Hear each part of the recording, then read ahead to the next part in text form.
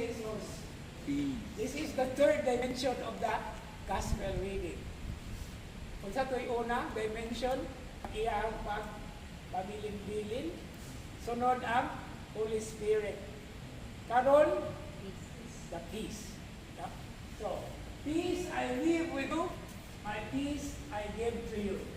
Not as the world gives, do I give it to you. Do not let hearts be troubled or afraid. You have heard me tell you, I am going away and will come back to you. If you love me, you will rejoice that I am going to the Father, for the Father is greater than I. Okay? So peace. Okay. This is in Hebrew called shalom. Shalom. In Greek, it is called erene. Okay, erene. So, imong ngalan Erenea o Ereneo, ang pasabot ana peaceful. So, si Irene. Si Irene. So, Ereneo o si Erenea.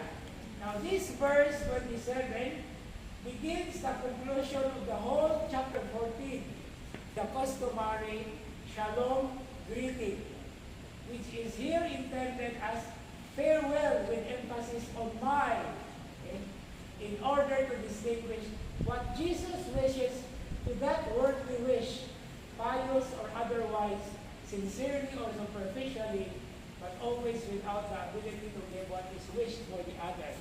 Kanang shalom manggod, actually, sa Hebrew language, muna siya gamiton dili lang sa goodbye. Actually, ang shalom, pwede po nang gamiton when you meet each other for the first time or of the day. Kung magsugat mo, normally sa English, moingon man ta nga, how are you? So, how are you? When you translate it into modern Hebrew, they will say to you, ma shalom ha.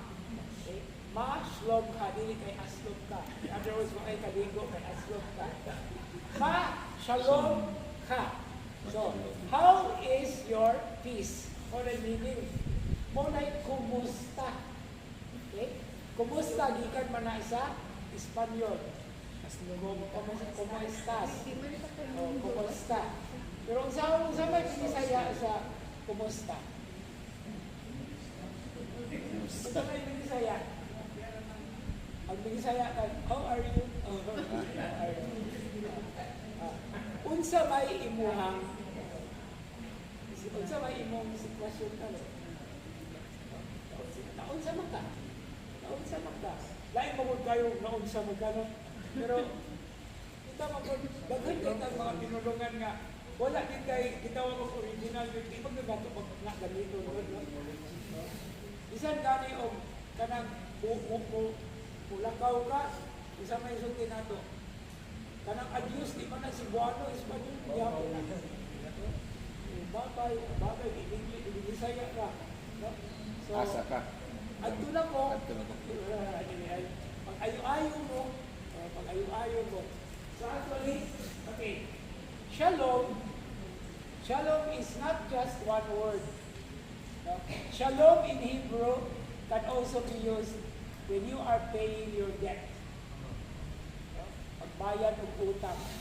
Pagpahiluna, pagpakiguli, muna nga shalom. No? So shalom. So it can be used as a greeting. It can also be used as farewell. No? So in Hebrew, when you meet each other in the morning or any time of the day, wingon ka nga shalom or mashalom ka. No? When you leave, kung magbiya mo, ang imong greeting is shalom, shalom. Kaduhaon. Shalom, shalom. Naana sila yung mga other expressions, pero the usual thing that they teach those who want to know the Hebrew expression is when you greet each other for the first time, you say shalom. Okay? And then when you leave, you say shalom, shalom. Okay?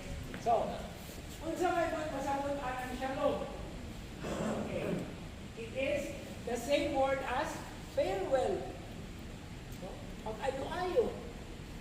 Pag-ayo-ayo. That is what the the letter of the apostles addressed to the Gentile Christians was farewell. Pag-ayo-ayo mo. No? Meaning to say, ang ningbiya na paghihapoy tipik na nahabilin. Because ang tao nga mobiya, naa siya'y tinguha na ang nahabilin, magpabilin o magpadayon sa kaayuhan. Inasmuch as siya nga mibiya, nangayo o pag-ampo, nga maayo ko na iyang pagpanaw. Okay? But more than that, this is at the same time a blessing. Okay? So, usa kini ka, usa blessing, benediction or maayong mga pulo. No? In other words, Jesus Shalom is not a cheap wish.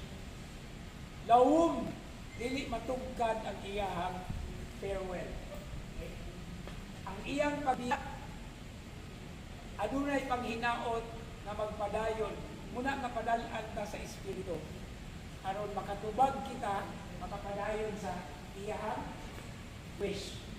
Now, is thou at the time of going away on a journey in which he will have to fight for that peace against the powers of darkness and violence, a peace that he will bring back from the depths of death.